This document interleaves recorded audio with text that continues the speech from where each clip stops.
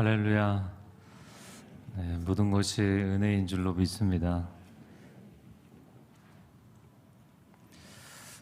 지난주 수요일에는 이렇게 기도하라, 오늘은 이렇게 예배하라입니다. 월요일과 화요일에 이어서 계속해서 재물에 대한 말씀을 배우고 있습니다. 물질관이 인생관과 신앙관을 보여줄 뿐만 아니라 오늘 본문에서는 신관을 보여주는 것이다. 당신의 신, 당신의 하나님이 누구이신가를 보여주는 중요한 척도가 된다. 자, 오늘 본문의 24절 말씀 같이 읽어보겠습니다. 아무도 두 주인을 섬기지 못한다. 한쪽을 미워하고 다른 한쪽을 사랑하거나 한쪽을 중히 여기고 다른 한쪽을 무시할 것이다. 너희가 하나님과 재물을 함께 섬길 수 없다. 하늘 아래 두 주인은 존재할 수 없다. 오늘 본문이 명령형이 아니라 서술형입니다. 하나님도 섬기고 물질도 섬기겠다는 사람들을 향해서 이건 불가능하다, 이런 주님의 선포입니다. 이는 이미 십계명에서 잘 드러나고 있는 내용입니다. 십계명의 1계명부터 4계명은 하나님만 섬기고 예배하라는 것이죠. 10계명의 6계명부터 10계명까지 살인하지 말라, 간음하지 말라, 도둑질하지 말라, 위증하지 말라, 이웃의 것을 탐내지 말라. 이 5가지는 공통분모가 탐심에 대한 경고입니다.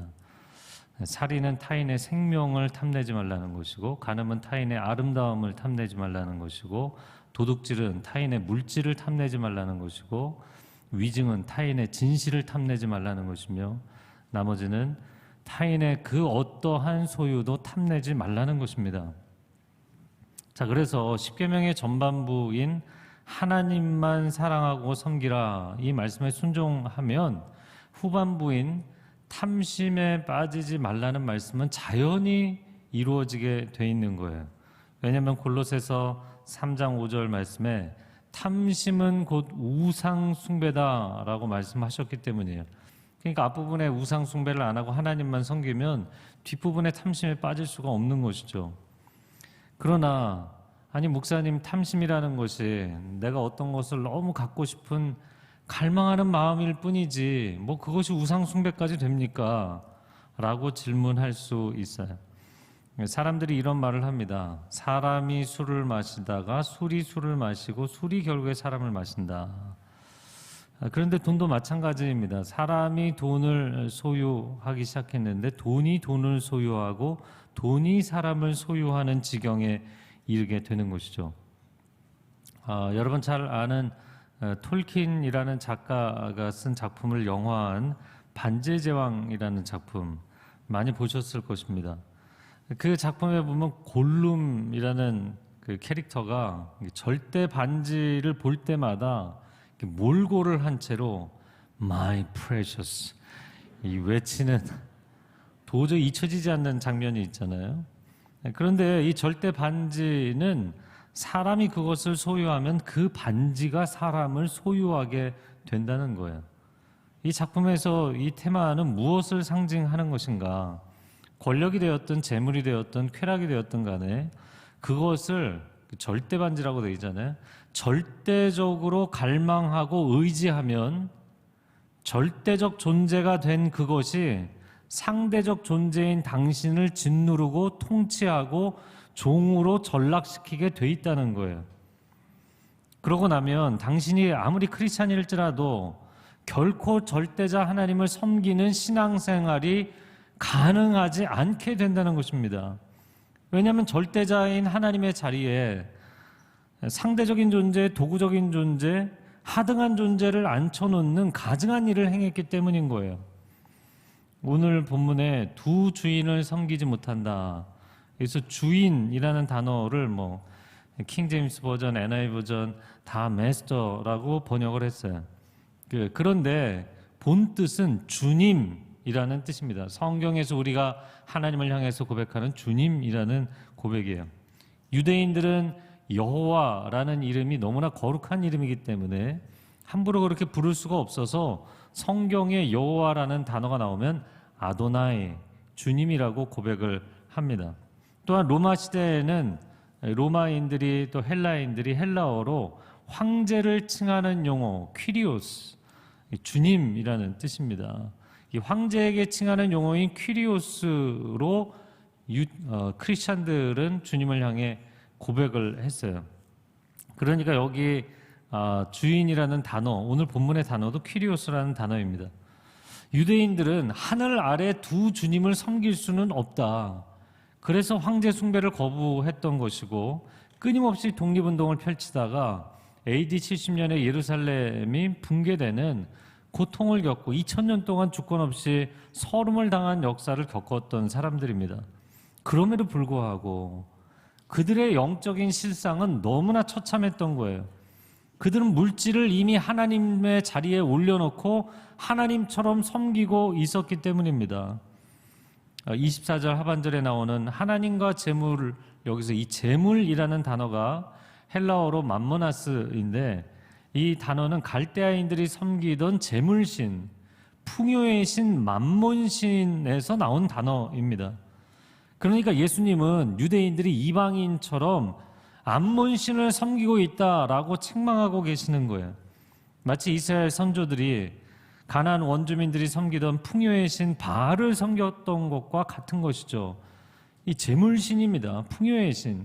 근데 공교롭게도 이 바알이라는 이름의 뜻이 주님이라는 뜻이에요. 바알이 롤드라는 뜻입니다. 그러니까 우리가 믿는 여호와도 주님이시고 가나안 사람들이 믿는 바알도 주님인 거예요. 그러니까 이분이 주님인지 헷갈리는 거죠. 호세아 2장 16절에 보면 그래서 하나님께서 앞으로 회복의 날이 올 것인데 너희가 나를 다시는 내 바알이라 부르지 않을 것이다. 얼마나 하나님이 그 호칭에 대해서 모멸감을 느끼셨는지를 보여주는 구절이죠. 자, 그러니까 이 성경 통독을 조금이라도 해보신 분들은 아니 하나님이 이렇게 은혜를 베풀어 주신 모든 것이 은혜입니다. 우리 찬양이 고백한 것처럼 아니 그런 은혜를 경험한 민족이 도대체 어떻게 여호와 하나님을 배신하고 우상 숭배에 빠질 수가 있는가? 우리는 그렇게 생각하지만 사실 성경적으로 보면 그렇지가 않아요. 그러니까 이 유대인들은 여호와도 섬기고 바알도 섬긴 거예요. 일종의 혼합 종교라고 하는 것이죠. 이 종교의 믹스처, 이게 뒤섞여 있는 겁니다.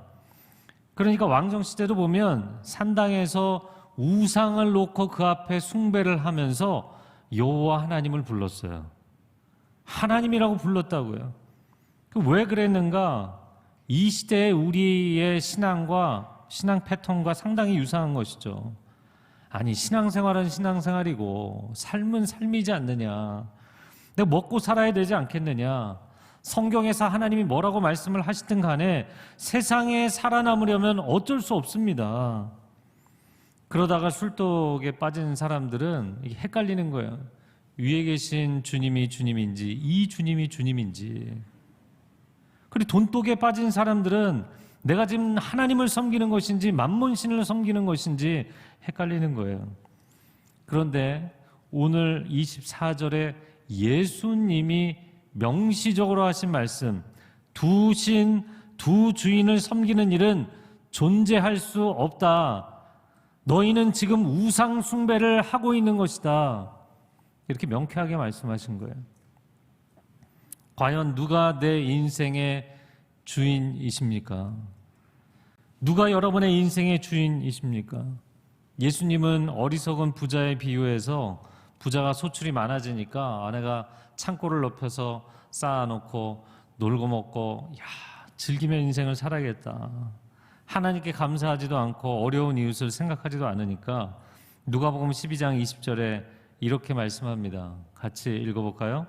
어리석은 자여 오늘 밤에 내 영혼을 도로 찾으리니 그러면 내 준비한 것이 누구의 것이 되겠느냐. 이 부자가 소출을 많이 거뒀다는 것은 그만큼 인생 경영을 잘한 거 아니겠어요? 그런데 이 사람에게 어리석다니요. 근데 오늘날 사회를 보면 정반대 아닙니까? 오늘날 세상을 보면 머리 좋은 사람들은 죄다 재리에 얼마나 밝은지 몰라요. 물질에 얼마나 밝은지 몰라요. 다 스마트한 사람들이에요. 그러나 성경은 정반대로 이야기를 한다는 것이죠. 재물에 빠져서 하나님께 인색하고 어려운 이웃에게 인색한 인생은 세상에서 가장 어리석은 인생이다. 마지막 날 하나님의 평가가 있다는 것을 알지 못하는 인생이다 라는 거예요. 이 성경을 구약부터 이렇게 쭉 읽어보면 성경에서 일관되게 어리석다, 헛되다 이렇게 말하는 대상이 있어요. 그게 뭐냐면 우상과 우상 숭배자들입니다. 왜냐하면 아니 사람이 금, 은, 동철로 돌로 스스로 만들어 놓은 신상 앞에 절을 하잖아요. 자기 손으로 만들어 놓고 자기에게 복을 달라고 빌잖아요. 그 앞에서. 인간이 자신보다 하등한 가치인 이 자연만물, 그것이 동물이 됐든 나무가 됐든 돌덩어리가 됐든 그 앞에 엎드려서 절을 하기 시작하면 인간 스스로의 가치를 폭락시키는 자폭행위를 하고 있는 거예요. 게다가 그들의 창조주이신 하나님 아버지 얼굴에 먹칠을 하는 우상숭배 행위를 하는 것이죠. 우상숭배에 대해서 이게 얼마나 어리석은 것인지 한 예화를 들고자 합니다. 인도에서 있었던 일입니다. 어느 가정에 이제 가정마다 신주단지를 모시고 있으니까 큰 우상과 작은 우상이 있었답니다. 그런데 아버지가 아침마다 그 앞에 향을 피우고 음식을 바치고 기도를 하는 거예요. 아들이 그 아버지의 모습을 유심히 지켜보다가 하루는 아버지가 출타 중에 방망이를 들고 와서 작은 우상을 산산조각 내버렸어요. 그리고는 그 방망이를 큰 우상의 손에다가 쥐어줬어요. 딱 거기 놓은 거죠. 아버지가 집에 돌아와서 노발대발하면서 아들을 불러다가 막 다그칩니다. 왜 부셨느냐고. 그랬더니 아들이 천연덕스럽게 아닙니다. 이 큰 우상이 작은 우상을 부셨습니다. 아버지가 아니 움직이지도 못하는 게 어떻게 부시냐. 그러니까 아들이 아닙니다. 이 큰 우상이 자기가 부셨다고 저한테 얘기를 했습니다. 그랬더니 말도 못하는 우상이 어떻게 그 말을 하느냐. 아들이 정색을 하면서 아버지는 움직이지도 못하고 말도 못하는 이 우상 단지를 왜 그렇게 열심히 섬기고 계십니까? 도대체 이게 뭘 할 수가 있겠습니까? 어리석은 것이라는 거죠. 제가 그 물질에 대한 이 말씀 본문 묵상하다가 옛날 일이 떠올랐어요. 전에 저희 둘째 아들이 유치원 다닐 때입니다. 유치원 다녀와서 제 책상에다가 정성껏 하나 글을 써놨어요. 이런 글입니다. 들어보세요. 아빠 사랑해요. 축복해요. 건강하세요. 멋져요. 아빠는 하나님의 자녀예요. 또 예수님의 자녀도 맞아요. 다른 문제. 아빠 이건 뭔 줄 아세요? 5대 양과 6대주는 이게 유치원에서 배운 것 같아요. 5대 양 먼저 할게요. 태평양, 대서양, 인도양, 북극해, 남극해. 그 다음엔 6대주. 유럽, 아시아, 아프리카, 북아메리카, 남아메리카, 오세아니아. 기특하지 않나요? 그 다음이 중요해요. 박수해 주세요. 칭찬해 주세요. 돈도 주세요.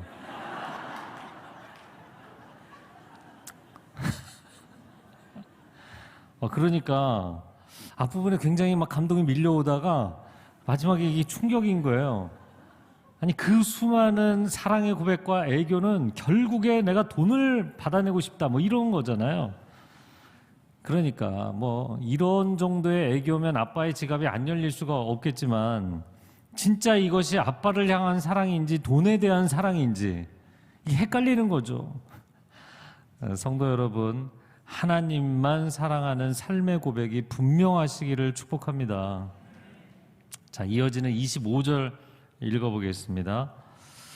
그러므로 내가 너희에게 말한다. 자기 생명을 위해 무엇을 먹을까, 무엇을 마실까 걱정하지 말고 자기 몸을 위해 무엇을 입을까 걱정하지 말라.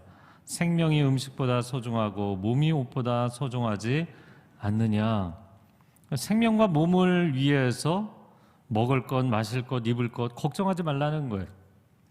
생명과 몸이 더 소중한 것이다.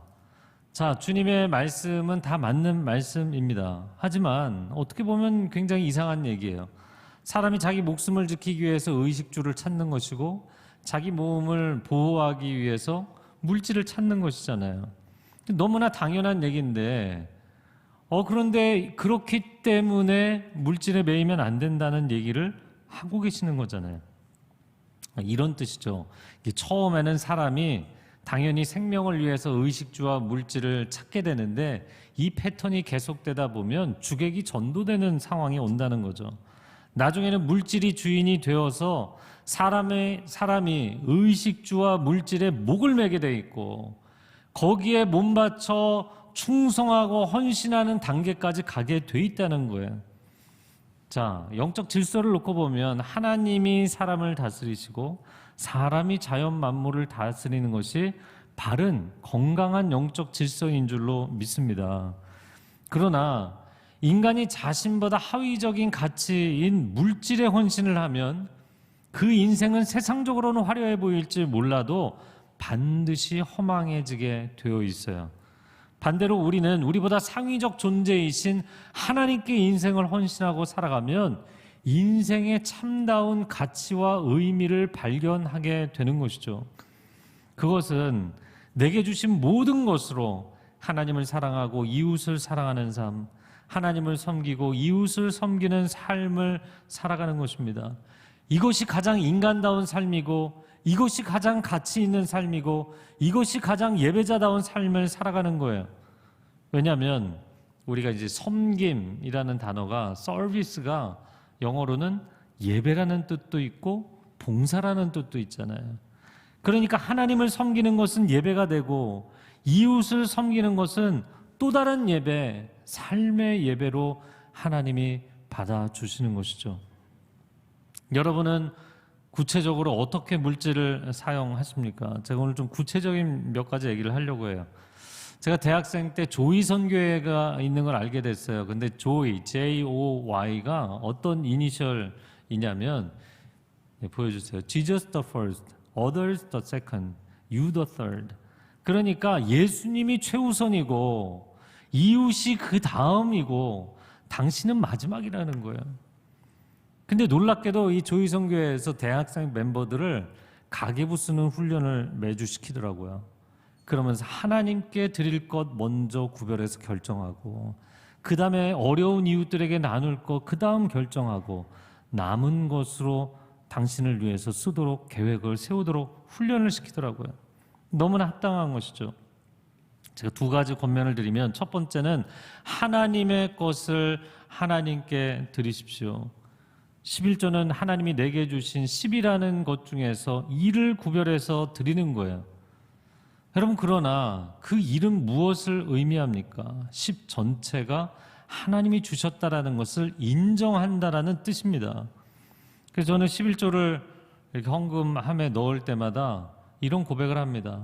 하나님, 10분의 1을 하나님께 드리지만 10 전체가 하나님으로부터 왔고 하나님의 것이기 때문에 언제든지 원하시면 말씀하십시오. 기꺼이 드리겠습니다. 여러분, 사람들이 이런 기도하는 거 두려워하죠. 그러다가 하나님이 정말 다 가져가시면 어떡하나? 하나님 정말 다 가져가실까요? 말라기 3장의 말씀의 약속대로 하나님은 정말 채울 곳이 없이 넘치도록 부어주시는 그 약속을 반드시 지키시는 줄로 믿습니다. 두 번째는 이웃을 내 몸과 같이 사랑하라는 이 말씀을 위해서 여러분의 물질을 두 번째 사용하셔야 돼요. 제가 결혼하면서 23년 전에 아내와 결정했던 것은 우리가 또 다른 11조를 통장에 모아두자. 왜냐하면 어려운 선교사님들을 만나거나 아니면 어려운 사정에 딱한 사정에 있는 성도들을 만났을 때 제가 마음에는 돕고 싶지만 저도 사정이 어려워서요. 미안합니다. 하나님이 채워주시기를 바랍니다. 이런 얘기 하지 말자. 야고보서 2장을 보면 만일 형제자매가 헐벗고 일용할 양식이 없는데 너희가 평안히 가라, 덥게 하라, 배부르게 하라. 그러니까 축복만 해주는 거야. 하나님이 채워주실 겁니다. 채워주실 겁니다. 이렇게 말만 하면 그게 무슨 신앙이냐? 그게 무슨 사랑이냐? 이렇게 책망하는 말씀이 나와요. 제 얘기를 좀 하고 마무리를 하겠는데요. 제가 지금까지 한 25권 정도 번역을 했어요. 요즘은 거의 번역은 안 하고 책만 쓰는데, 근데 한 20권 정도는 하나님이 번역이 끝나고 번역료가 나오는 날짜를 기다리고 계시는 것 같더라고요. 딱 그 앞에서 하나님이 저의 마음에 그런 마음을 주시는 거예요. 상준아, 이것은 어느 선교사님께 보내드리면 좋겠다. 상준아, 이거는 지금 학비를 못 내고 있는 대학생에게 너가 보내주면 좋겠다. 홀랑홀랑 다 가져가시는 거예요. 20권을 그렇게 다 가져가셨어요. 그런데 그렇게 가져가셔도 제 마음 가운데 편안할 수 있었던 계기가 한 가지 있었습니다. 첫 번째 번역한 책이 D.L. 무디, 두 번째가 윌로크릭 청소년 사역 이야기였어요. 근데 첫 번째 책은 제가 찾아가서 번역을 시켜주세요. 그래서 받아서 번역한 거고, 두 번째 책은 저희 교회 파워웨이브 사역을 하면서 프로젝트로 번역을 한 책이었어요. 그런데 어느 날 갑자기 두란노에서 전화가 온 거예요. 번역을 해달라고. 그때 마음에 막 너무 기쁘더라고요. 이게 앞에 두 케이스와는 달리 두란노 쪽에서 먼저 요청을 했으니까 나를 좋은 번역자로 인정해줬구나. 또 한 가지는 돈이 들어오겠더라고요. 번역료가 들어온다는 생각만 해도 막 기분이 좋더라고요. 그런데 하나님 저의 마음 가운데 이거는 뭐 번역료가 나오는 것도 아니고 번역을 시작도 안 했는데, 상준아, 이번에 러시아 아우니치를 가는 팀 가운데 아직 데드라인이 가까웠는데 회비를 못 내고 있는 형제가 있으니까 대신 헌금했으면 좋겠다. 그래서 제가 회계 선생님에게 선생님만 알고 계세요, 그렇게 얘기를 하고 그 헌금을 했어요. 그리고는 이 마음이 막 얼마나 기분 좋은지 몰라요. 여러분 뭐 그런 플로잉 하고 나면 기분 굉장히 좋잖아요. 기분이 너무 좋아요, 날아갈 듯이. 그런데 이상하게 저녁부터 계속 성령님이 제 마음을 어렵게 하시는 거예요. 제가 다음 날 아침에, 그 당시 이제 서빙고에 사역할 때였는데 바로 이 자리입니다. 이 자리 이 앞에 엎드려서 기도하는데 성령님이 그러시는 거예요. 내가 너에게 지혜를 주어서 내 것을 나에게 주는데 뭐가 그렇게 자랑스럽냐? 넌 뭐가 그렇게 자랑스러워서 기뻐하냐? 제가 여러 번 간증했지만 사실 진짜 바보였거든요. 바보 소년이었거든요. 지금은 아무도 안 믿어주셔서 감사한데 정말 어버버 바보 소년이었기 때문에 말씀을 읽다가 지혜를 주셨고 그 지혜로 공부하게 되었거든요. 내가 너에게 지혜를 주어서 그 지혜로 일한 열매를 너는 네 것을 나에게 바치는 것인 줄 아냐? 나의 것을 나에게 주는 것이다. 그래서 제가 하나님 앞에 회개했어요. 하나님, 하나님의 것을 마치 내 것인 것으로 착각했던 것을 회개합니다.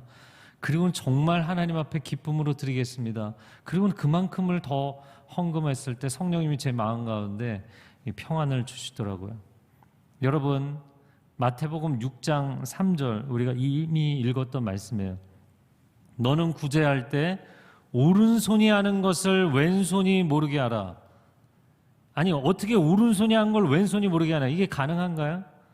그런데 하나님께서 훈련시키시는 길을 따라서 살아보니까 이게 무슨 말씀인지 이제는 알겠어요. 여러분이 물질을 구별해서 선교사님에게도 보내보고 어려운 지체에게도 플로잉 해보잖아요.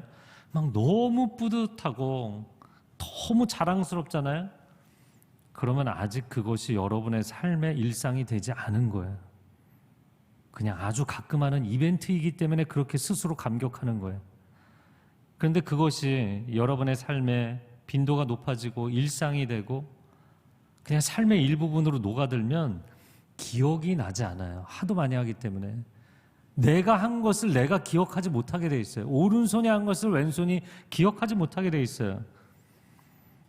제가 대학생 때 선교사가 되겠다고 하나님 앞에 헌신하고서 많이 불렀던 찬양이 있습니다. 부름받아 나서니 몸 어디든지 가오리다. 근데 이 고백을 하면 그렇게 눈물이 나더라고요. 멸시천대 십자가는 제가 지고 가오리다. 이름 없이 빛도 없이 감사하며 섬기리다. 그러면 뭐 속에서부터 이 북받쳐 오르는 그 눈물이 터지더라고요. 근데 어느 날 이 찬양을 하면서 눈물을 흘리는데 성령님이 저에게 그러시는 거예요. 상준아, 왜 그렇게 울고 있니?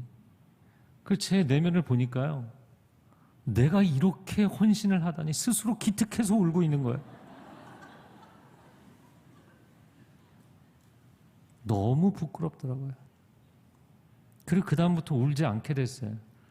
그리고 그 찬양을 하면서 어느 순간부터는 죄송해지더라고요.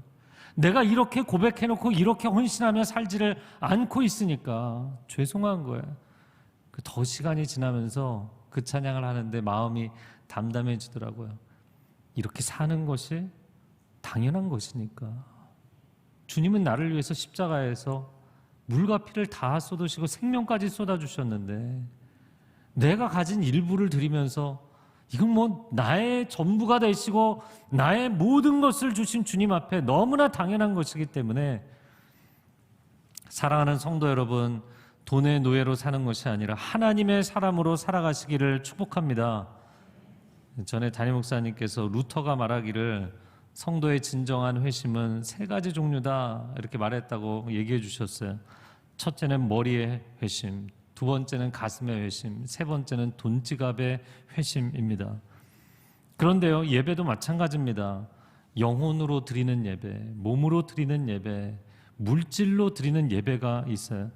물질만큼 사람들이 자기 목숨같이 소중히 여기는 것이 없기 때문에 그것을 주님 앞에 기쁨으로 드릴 수 있는 사람, 그것을 주님이 보여주시는 내게 보내신 어려운 이웃에게 아낌없이 기꺼이 나누는 사람, 그 사람은 하나님이 기뻐 받으시는 예배자의 삶을 살고 있는 것이죠. 성경에서 엘리야, 세례 요한, 사도 바울처럼 거룩한 빈자로 살아갈 사람들이 있는 것이고, 아브라함, 욥, 바나바처럼 거룩한 부자로 살아갈 사람들이 있습니다.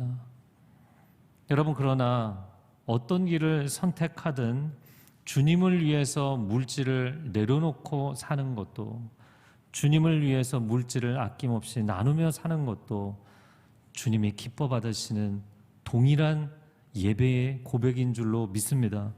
그러므로 세상 근심에 매어 사는 것이 아니라 오직 주의 사랑에 매어 살아가시기를 축복합니다. 여러분 잘 아시는 찬양 하나 하고 기도하겠는데요. 오직 주의 사랑에 매어, 세상 것에 매이는 것이 아니라 주님의 사랑에 매어 주께 사랑드립니다. 오직 주의 임재 안에 갇혀 주께 경배드립니다. 주께서 주신 모든 은혜, 모든 것이 은혜입니다. 우리가 최근에 많이 고백하잖아요. 그래서 주께 내 삶을 드립니다. 내 삶을 드리는 것이 아무런 문제가 되지 않습니다. 제가 먼저 찬양하고 같이 찬양하겠습니다.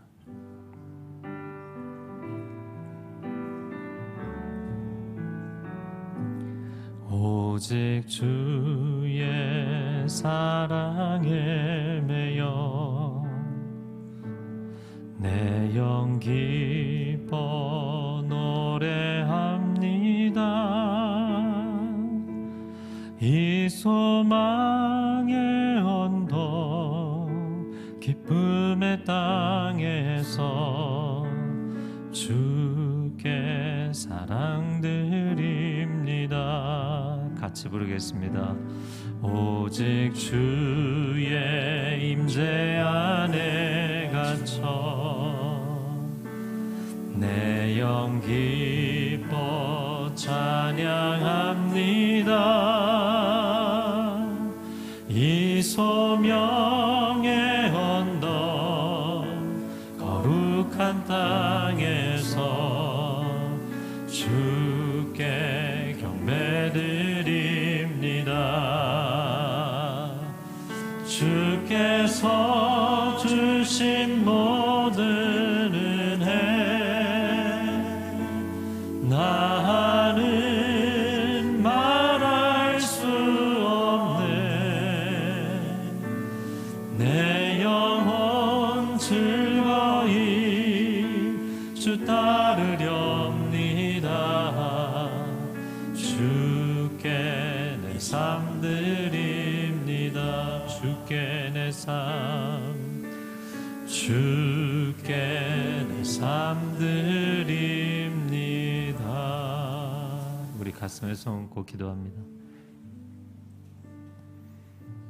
모든 것이 주님의 은혜임을, 모든 것이 주님이 내게 허락하신 선물임을 고백하며 나아갈 때 주님이 원하시면 언제든지 드릴 수 있고 무엇이든지 드릴 수 있고 아낌없이 내 삶을 드립니다.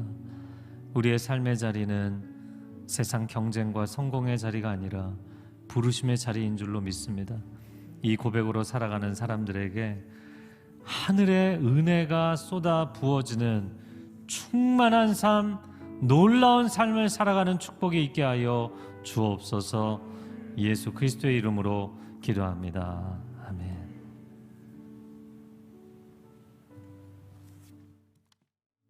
우리가 주신 말씀을 붙잡고 이 시간 기도하기를 원합니다. 두 가지를 놓고 기도하기를 원합니다. 기도하실 때 하늘 아래 두 주인은 있을 수 없다는 명확한 신관을 우리가 갖기를 소망합니다. 그래서 우리 가운데 있는 염려와 근심과 걱정, 돈의 걱정, 명예의 걱정, 건강의 걱정, 하나님 아버지, 이 영역이 하나님의 영역을 침범하고 우리가 그것 때문에 고민하며 또 그것만을 풀어달라고, 그것을 풀어달라고 하나님께 딜을 했던 우리 자신의 모습을 회개하며 주 앞에 나아갑니다. 하나님, 바꾸지 않게 인도하여 주옵소서. 두 주인을 섬기지 않도록 축복해 주옵소서.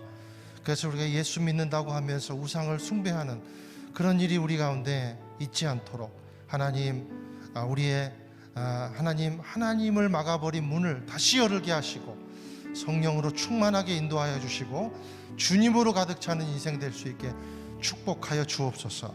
두 번째, 기도할 때는 하나님, 우리가 섬기는 삶이 되기를 원합니다. 섬김으로 예배하는 삶이 되기를 원합니다. 하나님, 우리에게 온 영혼을 하나님께 다시 돌려보내지 않게 되기를 원합니다. 하나님의 이름으로 섬기기를 원합니다. 모든 것을 드리기를 소망하며 나아갑니다. 주님, 우리의 삶을 바꾸어 주시옵소서. 함께 우리 기도하겠습니다. 사랑하는 주님, 우리의 염려와 근심과 걱정, 이 자리가 하나님의 영역을 침범했습니다. 하나님, 회개하며 주 앞에 나아가옵나니, 하나님, 두 손 들고 주 앞에 나아가옵나니, 아버지 하나님, 우리를 치유하여 주시옵소서. 전락된 우리의 자아를 다시 바꿔주시고, 아버지여, 오직 주님만을 집중하며 섬길 수 있도록 아버지 하나님 축복하여 주시옵소서. 탐심이 아버지야 우리 손에 들어와서 우리를 지배했습니다. 하나님 아버지, 하나님을 믿는 것이 우리의 삶을 위한 믿음이었음을 다시 한번 회개하며 나아갑니다. 아버지 하나님, 우리가 섬김으로 예배하게 되기를 소망합니다. 우리에게 온 영혼을 하나님께 다시 돌려보내지 않도록 아버지 하나님 축복해 주시고 오직 하나님의 이름으로 나아갈 수 있게 인도하여 주옵소서. 오직 주의 사랑에 매여 살아가는 아버지 하나님, 친밀한 하나님과의 교제를 누리는 인생 될 수 있게 인도하여 주시옵소서. 함께 이 시간에 긴급한 기도 제목을 함께 나누기를 원합니다. 우리 캄보디아에 파송되어 있는 우리 민성기 선교사님 폐 이식 수술을 이제 눈앞에 두고 있습니다. 이 수술이 8시간에서 10시간 정도가 소요가 된다고 합니다. 함께 이 시간 기도하며 나아갈 때 수술 후 염증에 의한 감염이 걸리지 않도록 아버지 하나님, 감염되지 않도록 하나님, 우리 선교사님을 붙잡아 주옵소서. 아버지, 폐 증혈을 할 때 거부 반응이 일어나지 않도록 붙잡아 주옵소서. 수술 도중에 과다출혈이 있지 않도록 축복해 주옵소서. 좋은 결과를 허락하여 주옵소서. 하나님의 기쁘신 뜻이 우리 민성기 선교사님을 통해서 이루어질 수 있도록 축복해 주시옵소서. 의료진을 인도하여 주옵소서. 하나님 함께 주옵소서. 우리 주님의 감각이 될 수 있도록 아버지 하나님, 우리 의료진들에게 하나님의 감각과 하나님의 능력을 허락하여 주옵소서. 함께 한번 기도하며 나아가겠습니다. 사랑하는 주님, 우리 민성기 선교사님을 위해 기도합니다. 아버지 하나님, 하나님의 부르심을 받고 아버지 하나님, 오지에 나가 주님의 말씀과 복음을 전하는 선교사님에게 아버지 하나님, 원치 않은 질병이 생겨서 아버지 하나님 10시간이 넘는 긴 수술을 앞두고 있습니다. 사랑하는 선교사님을 붙잡아 주옵소서. 아버지 하나님, 우리가 함께 기도하고 함께 아버지 하나님 위로하고 나아가야 될 우리 선교사님입니다. 하나님, 하나님의 종입니다. 아버지 불쌍히 여겨 주옵소서. 수술 후에 염증이 아버지 하나님 감염되지 않도록 아버지 하나님 인도해 주시고 축복해 주시기를 소망하며 나아갑니다. 아버지여, 폐 증여자를 주심을 감사드립니다. 그런데 폐 아버지의 증여를 받을 때 거부 반응이 일어나지 않도록 축복해 주시고 수술 도중에 과다출혈이 있지 않도록 아버지여 붙잡아 주시고 아버지 하나님 좋은 결과가 있을 수 있게, 그래서 우리도 박수치며 기뻐하고 우리 선교사님에게도 다시 한번 하나님의 복음을 두고 나아가는 좋은 아버지의 기회가 될 수 있게 한 번 더 하나님께서 역사해 주시고 축복해 주시옵소서. 아버지의 기쁘신 뜻이 선교사님의 삶을 통해 드러나게 아버지 하나님 인도하여 주옵소서. 아버지 불쌍히 여겨 주옵소서. 의료진들 가운데 아버지께서 부어주시는 놀라운 은혜가 임할 수 있도록 축복해 주시고 주님의 지혜가 임할 수 있게 인도하여 주시옵소서. 할렐루야, 할렐루야. 사랑하는 주님, 두 주인은 있을 수 없다는 강력한 선포가 우리의 마음을 새롭게 하여 주옵소서. 하나님, 우리의 삶에 침범한 주님 우상을 제거해 주시고 우리의 염려와 근심과 걱정을 하나님께서 물리쳐 주셔서 하나님, 그것 대신 우리가 가치 있는 삶, 섬김으로 예배하는 넘치는 은혜, 하나님과 깊이 있는 관계 안에서 오는 풍성한 삶을 누릴 수 있도록 아버지 축복하여 주옵소서. 사랑하는 우리 선교사님들의 삶을 보살펴 주옵시고 특별히 폐이식 수술을 앞두고 있는 우리 민성기 선교사님을 붙잡아 주옵소서. 아버지 은혜를 내려 주옵소서. 하나님이 부어주시는 거룩한 그리고 능력 있는 충만함이 아버지 수술대 위에 임하게 되기를 원합니다. 성령님 함께해 주옵소서. 하나님의 기쁘신 뜻이 드러날 수 있게 하여 주시옵소서. 이제는 우리를 죄에서 구원하신 예수 그리스도의 은혜와 하나님 아버지의 사랑과 성령의 인도하심이 하나님만이 나의 주인 되십니다 고백하며 나아가는 귀한 하나님의 백성들 한 분 한 분 머리 위에, 인생 위에, 주님의 자녀들의 미래 위에, 이 땅과 민족 위에, 선교사님들의 사역 위에, 그리고 오늘 수술대에 오르시는 우리 민성기 선교사님의 모든 수술 과정 위에 지금부터 영원토록 함께 하시기를 간절히 축원하옵나이다. 아멘.